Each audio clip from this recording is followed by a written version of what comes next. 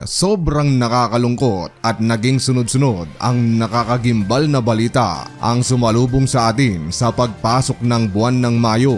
Within 1 week kasi buddy ay May 1 nang may humaharurot na bus ang bumangga at nagdulot ng multiple car collision sa kahabaan ng SC Tex. Doon ay umabot ng double digits ang kinumpirmang on the spot, pero tulad ng sinasabi ng marami na tila milagrong maituturing dahil sa likod ng sobrang grabing banggaan na ito ay may isang bata, 2 years old lang buddy, ang milagrong nakaligtas. At dito sa panonood nyo ng videong ito ay ituturo at ipapanood ko sa inyo buddy kung ano ang dahilan kung bakit nakaligtas itong batang ito. Base sa investigasyon ng mga otoridad ay ang mga sangkot sa aksidente ay pawang nakahinto na sa toll plaza, lugar kung saan kailangan mong huminto talaga upang makapagbayad ng toll. Sumatotal na 4 ang mga sasakyang na sandwich ng bus na pawang nakahinto na sa toll plaza ng SC Tex. Sabi ng mga investigador ay yung mga sasakyan ay waiting na po sa payment nila sa toll booth. And pagdating nitong Solid North Transit, unang binangga niya yung Nissan Urvan. Yung Nissan Urvan naman po, binangga niya yung Kia Sonet. Yung Kia Sonet naman ay binangga niya naman yung Tractor Head. At yung Tractor Head naman ay binangga niya yung Toyota Veloz. Sa pangyayaring ito buddy ay mas marami ang nakaligtas lulan ng bus at pawang mga minor injuries lamang ang kanilang natamo. And on the other side naman, yung mga nabangga ng bus ay 10 ang sinasabing nawalan ng buhay. Karamihan buddy ay nakasakay doon sa van na sinasabing 7 ang mga taong nasawi. At ito buddy ang kanilang huling litrato bago ang sakuna.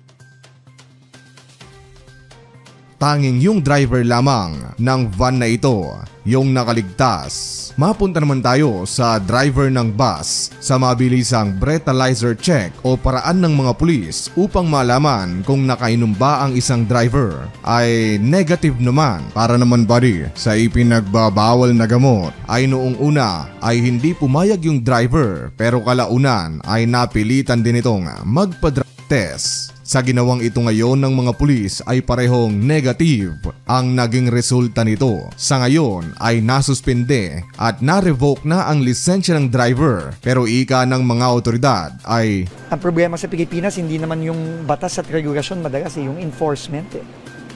Kahit na may batas, kahit na may regulasyon, kung hindi naman yan ini-enforce, baliwala lahat yan. Pansamantalang suspendido rin ang kalakalan ng Solid North buses. Sumatotal na 15 mga bus ang tinanggalan muna ng plaka at nakagarahe sa mga talyer.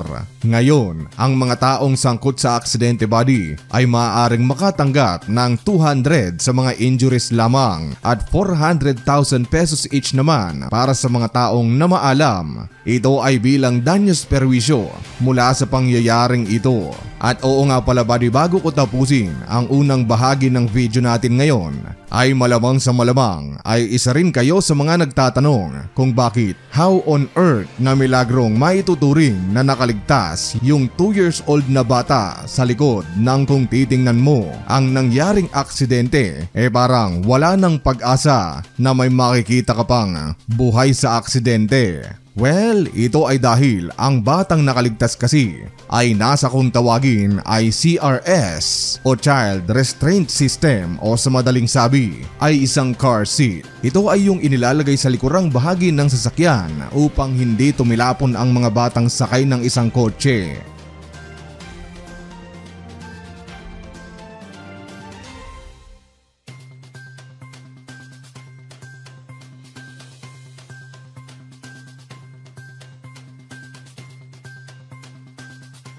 Mandatory rin ito buddy ng LTO na dapat lahat ng may-ari ng kotse na may inaalaga ang bata ay mayroon ito. Sa inilabas na guidelines ng LTO ay ang mga batang 12 years old below ay bawal sa harap ng kotse. Dapat nakasakay sila sa likod at naka-CRS habang bumabiyahe. At buddy, kung mahuhuli ka ng LTO na may bata sa likod na walang CRS ay maaari kang magmulta ng 1,000 2,000 pesos hanggang 5,000 pesos buddy kung paulit-ulit kanilang mahuhuli. At hindi pa tayo matatapos dahil dito din sa Solid North Bus ay meron pang 2 complaint mula naman sa isang pet cat owner na di umano ay inilagay ang kanyang alagang pusa sa compartment ng bus at natatakot na baka ma-heat stroke ito. Sa post ay sinabi ng animal cruelty is never okay. Yesterday, I'm about to ride the bus. I was shocked when the conductor suddenly grabbed my cat who's secured in a pet carrier and threw it into the hot compartment under the bus. He kept saying kapag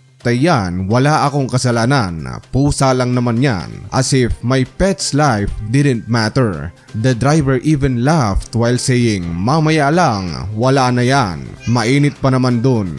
Ganoon din na may isang reklamo din mula sa isang PWD na tinawanan umano ng konduktor dahil pipi umano ito. And I quote, kwento ng anak ko, bumiyahe siya mag-isa galing Baguio to La Union. Dapat nga ang uupuan niya dun sa first seat na pang PWD or senior pero occupied na daw, so sa likod siya umupo. Nung tinanong daw ang anak ko ng konduktor kung saan siya bababa, nag-type ang anak ko sa CP kung saan siya bababa at dun tinawanan siya at sinabihan ng konduktor na pipi, masyadong mapanglait po ang inyong konduktor sa bus na ito. Pangasinan, Solid North Transit, pakibigyan po ng aksyon ang mga ganitong pangyayari. Literal na masasabi mong namumuro na ang Solid North. At heto na nga tayo buddy, ang isa na namang aksidente within 1 week involving na naman ng isang kotse. Yung sa NAIA buddy na nangyari noong May 4 naman kung saan kabaliktaran yung nangyari sa SC Tex. Kung sa SC Tex kasi ay yung mga magulang ang nawala at natira yung bata, ay dito naman sa NAIA ay bata naman ang sumakabilang buhay at mga magulang ang nawalan. Dito ay may isang SUV ang dumiretso at inararo ang kinalalagyan ng mga tao at tuluyang sumalpok sa glass window ng airport. Nag-iwan ito ng 2 tao na sumakabilang buhay at 4 na mga sugatan. Kabilang sa mga nasawi ang isang lalaki at ang isa naman ay isang 4 years old na babae.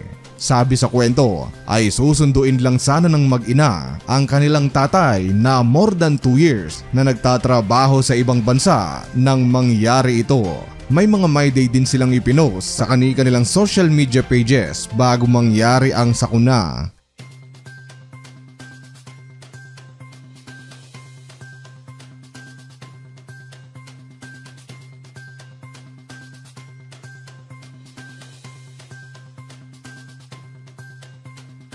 Napakahirap po sa akin, napakasakalap po sa pamilya namin. Ano nangyari? Lalo anak ko po yun, mahal na mahal ko po yun. Hindi ko po matanggap ang nangyari. Hindi ko po kaya. Kaya po ako nagsasalita dito para mailabas ko yung nararamdaman ko. Gusto ko lagi may kausap kasi talagang mahal na mahal ko po yung anak ko. Ang sinasabi namang dahilan umano ng driver kung bakit naararo niya ang mga tao ay may isang dumaan na sedan ang biglang dumaan sa kanyang harapan at doon nagpanik siya at imbes na brake ang kanyang matapakan ay gas ang kanyang tinapakan. What a rookie! A rookie mistake buddy coming from a driver na may lisensya sa Pilipinas. Isipin mo, more than 2 years yung lalaki na nasa abroad at nang sunduin sila ng kanyang asawa't anak ay doon naman mangyayari ang hindi inaasahan. Sinabi naman ni Ramon S.A. na sasagutin ng kanyang kumpanya ang lahat ng gastusin sa hospital at bibigyan ng financial assistance ang mga kaanak ng mga taong namaalam sa aksidenteng ito. Ngayon, isa sa nakikitang makakapigil sana sa nakakalungkot na pangyayaring ito buddy ay ang safety bollards na nakapalibot sa NAIA. Ginawa ang mga harang na ito to prevent buddy this exact accident. Pero kitang-kita ng mga netizen na tila ang harang na poproteksyon sana sa mga pedestrian na nasa airport ay ginawa hindi para sa proteksyon ng mga tao but for aesthetic purposes lamang. Kitang-kita mo kasi sa mga nagkalat na picture na parang 1 inch lang ang lalim nito kaya mabilis na natanggal din nung may umararong SUV. Ikatuloy ng mga internet Pinoy detectives ay yung kontrata noong 2019 na Tatak Duterte umano ay nagkakahalaga ng 8 million pesos bollard contract para sa NAIA, ngunit hindi man lang nito nagampanan ang nag-iisa nitong trabaho. Ito ba di ang ilang halimbawa ng mga aksidente na napigilan ng maayos at matinong pagkakalagay ng mga bollard.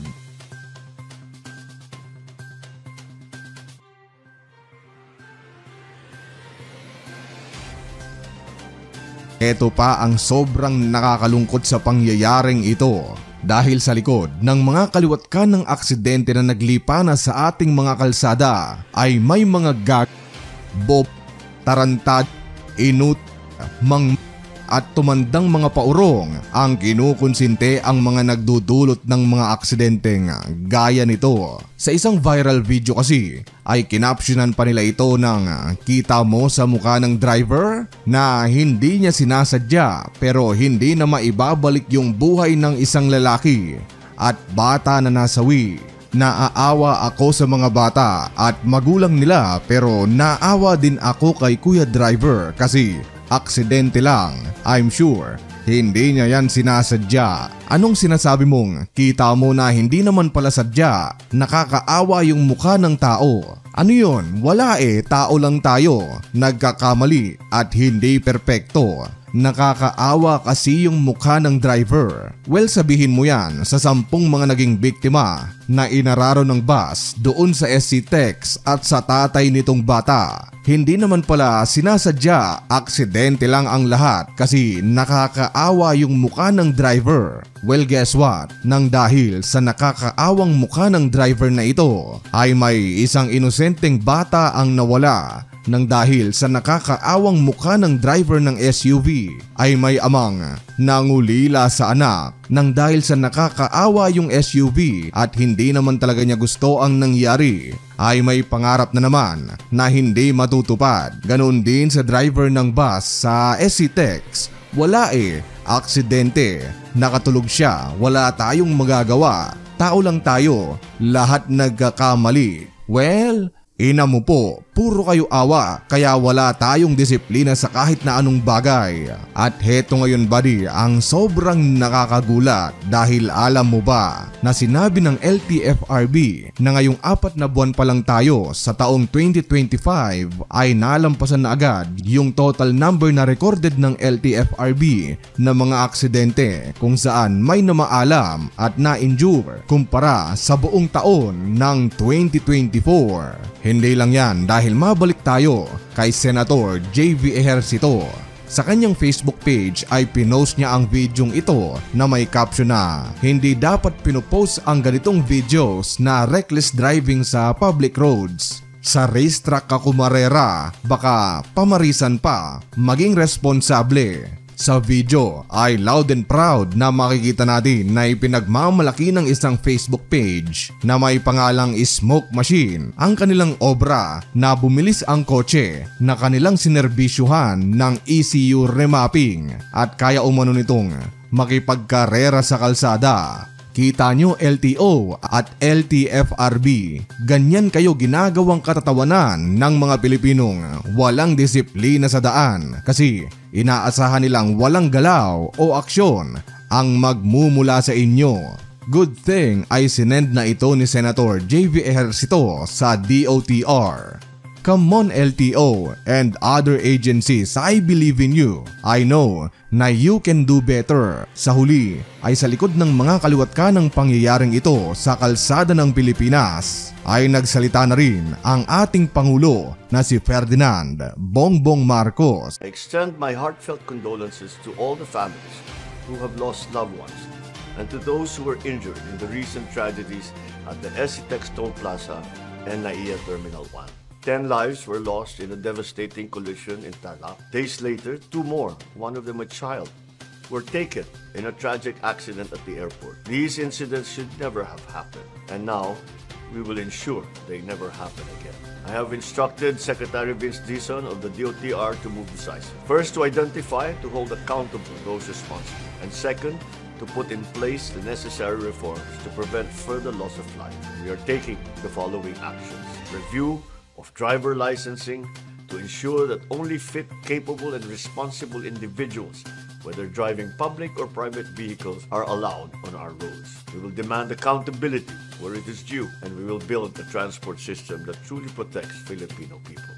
And that's it. To summarize things up, ay may nawalan ng magulang sa kabila at sa kabila naman ay may nawalan ng anak. Sumatotal na 12 ang mga taong na maalam ng dahil lang sa kapabayaan ng dalawang magagaling at nakakaawang mga muka nitong mga driver na ito. Rest in peace sa mga taong na maalam, and as always, see you on the other side. Maraming salamat sa walang sawang suporta, and as always, thank you so much for watching. Goodbye.